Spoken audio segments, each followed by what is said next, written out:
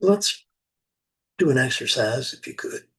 In Buddhism, there's a lot said about interdependence, which is that uh, the idea is that nothing stands alone. It stands in relationship to uh, to each other.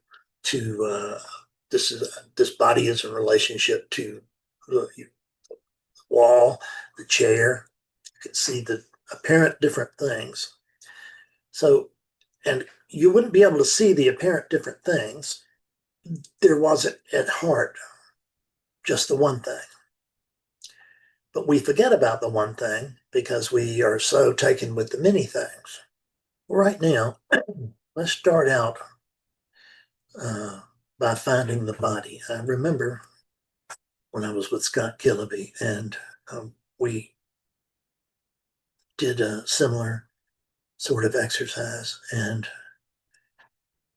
he said something about relationship when it was over, and I said, "Well, there's nothing but relationship," and it really took him aback at the moment, but with a smile, not a grimace. So let's just notice right now. If you'd close your eyes again, that would be good. You don't have to, but really, it's highly recommended since we're going to be working with the rest of the body that we not be thrown off by vision, which we're slaves to our eyes. So we'll just notice the body is in relationship to the chair, and the chair is in relationship to the floor where our feet are, and that both of these things are actually in relationship to the space. They are apparently full space versus empty space, apparently uh, manifested versus unmanifested. But is that true? Feel in your body that there's a pulse.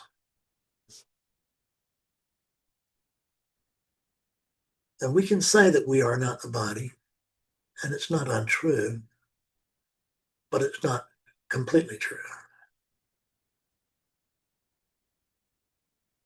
We are not the body like some sort of independent entity, some separate thing. We are here as a body, but we are also here as what it's a relationship with, which is the universe. There's no body without the universe, and there's no universe without the body. We can have an idea of universe, but what universe is there for those who pass on? We can't know of anything. We all have different feelings and theories, but we can't know of anything. The one thing we can know of is no thing.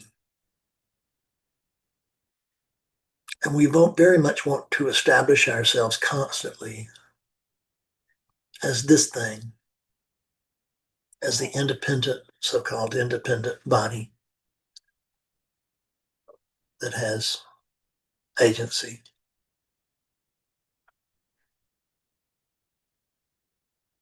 I'm not counting on anything else to lead it or push it or pull it. That's the fantasy. But right now, let's see if we can find an independent body.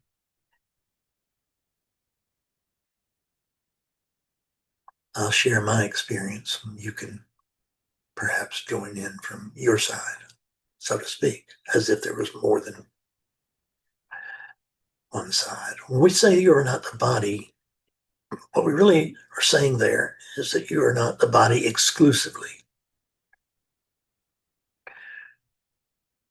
There's only none thing going on And the one thing, the apparent one thing, arises from the none thing, from the no thing.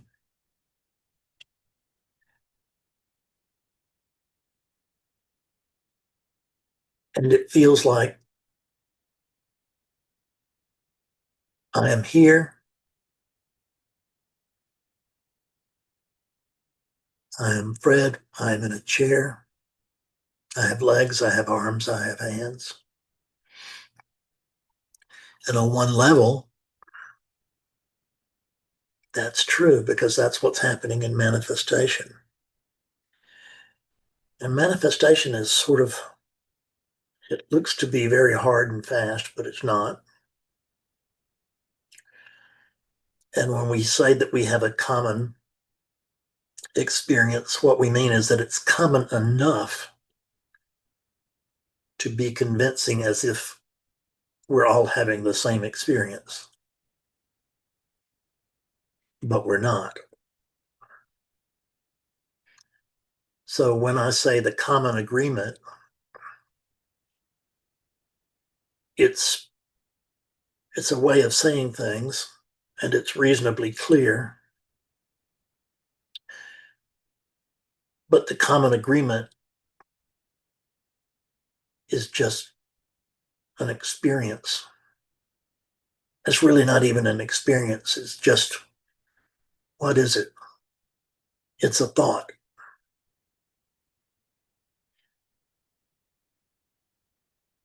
Because the only way there can be a common experience is if there really are many different things.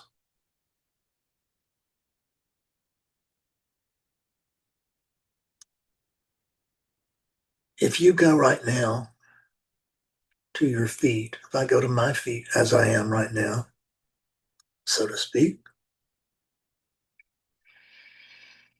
how do I know there are feet there? That in space somewhere, what feels like lower down than the head, at the other extreme of the body, that there are feet.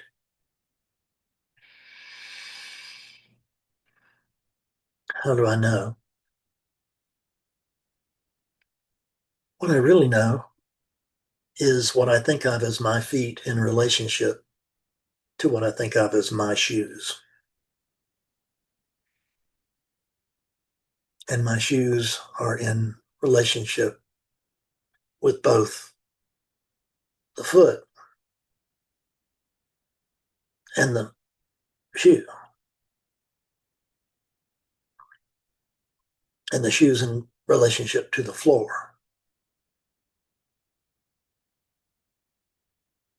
And the floor appears in relationship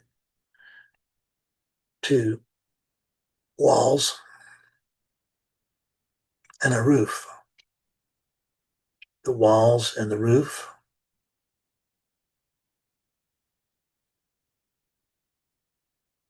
are seen only in relationship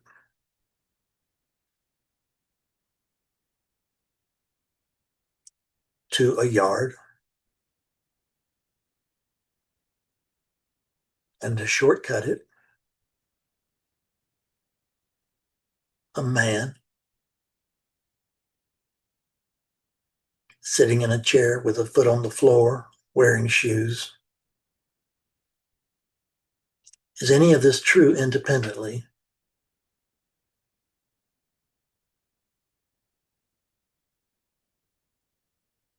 Can a shoe exist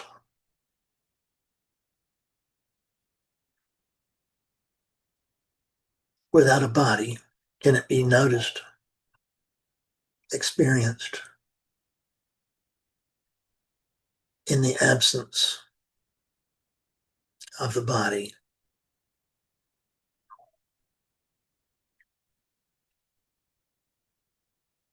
Well, that may very well be, but it isn't the experience of the body.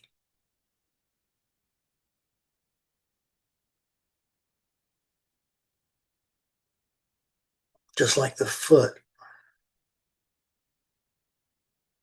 body is a word A word is a symbol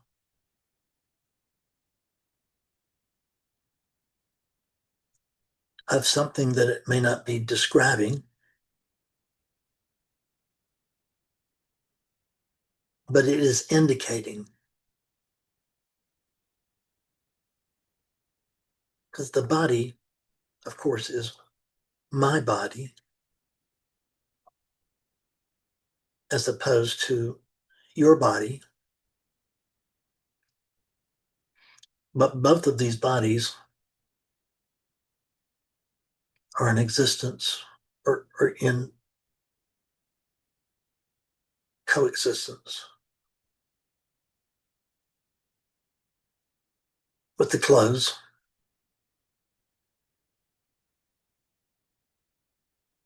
which are in relationship to the space, which is in relationship with what? The space is in relationship with nothing. When the space is conscious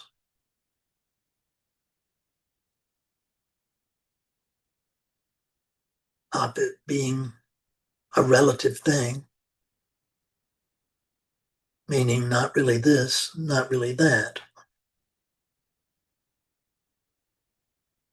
it's a lot easier to say what a body is not than it is to say what the body is or where it is. Where is your body really?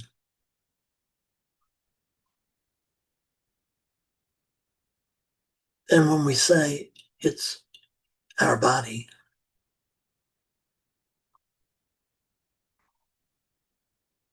that's the tag of a relationship. Body is in relationship to our chairs, to our rooms, and to the universe as a whole.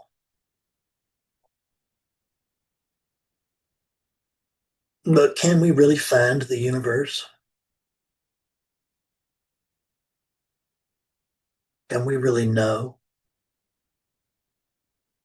That word is a very common agreement.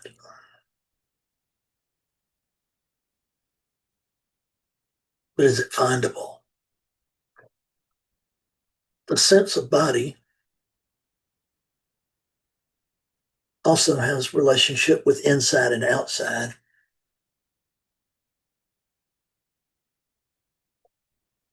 That's the only way that we can sense an outside of the body is because we're sensing an inside of the body.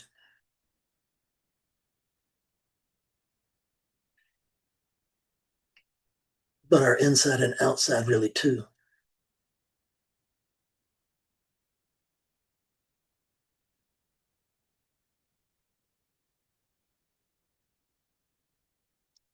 In the absence of a dividing line, it's two words for the same thing. The same thing being this that is in relationship with that. That's how we know anything.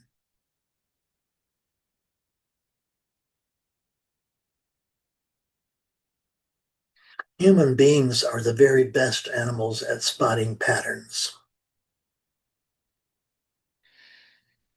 Other animals may smell better, may track better, may have more sensitive touch, many things. But as far as pattern spotting, human beings spot patterns easily. It's no wonder that it's easily spotted because we're making the patterns up. They're not the patterns. They're not those patterns. They're our patterns.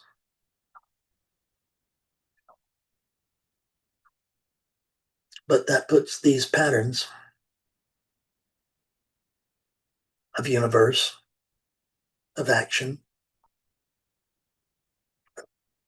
the senses, in relationship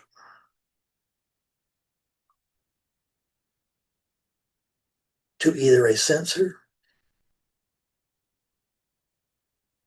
or a story.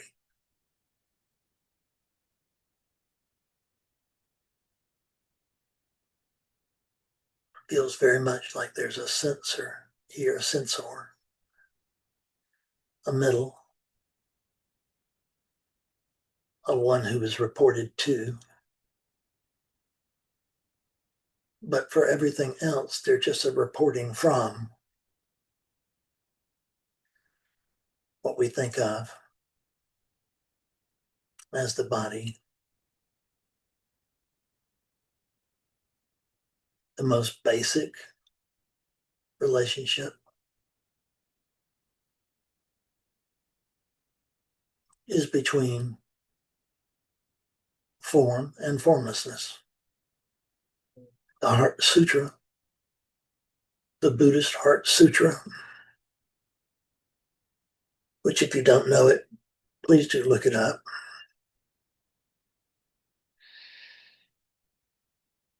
And it spells out the relationship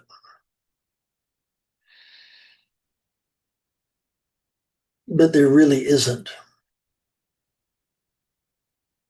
something in relationship to something else.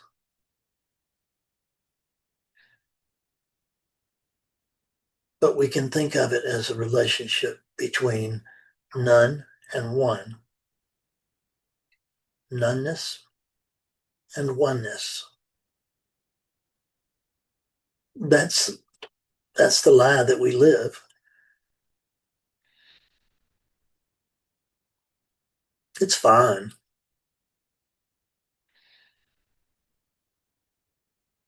Nothing wrong with making things up.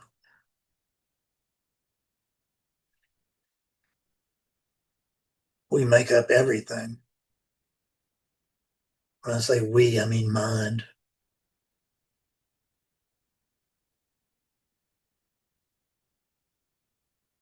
Mind makes up everything, including itself.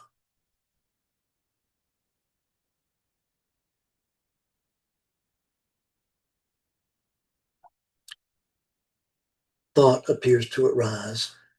I can't say it doesn't. What does the thought really rise in relationship to? It's not actually in relationship to oneness.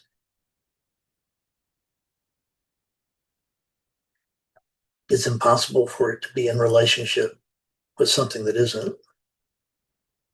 Can we find a universe that the body is a part of, or can we find a body that the universe is a part of? Some say space is the body of God.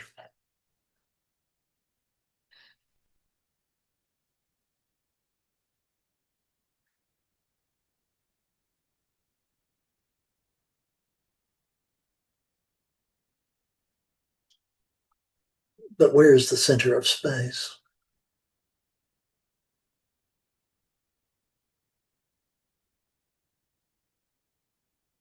Where is the so-called God particle?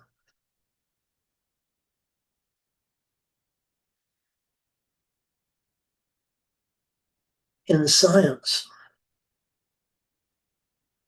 the God particle has been noticed, but it hasn't been found. What's been found is evidence of it having been here.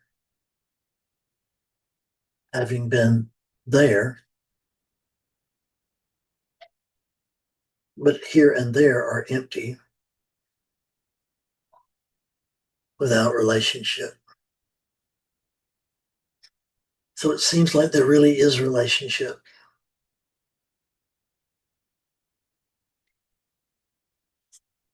But relationship, is relationship really all? Or is relationship really mind? I think we'll leave this with questions instead of answers. Thank you.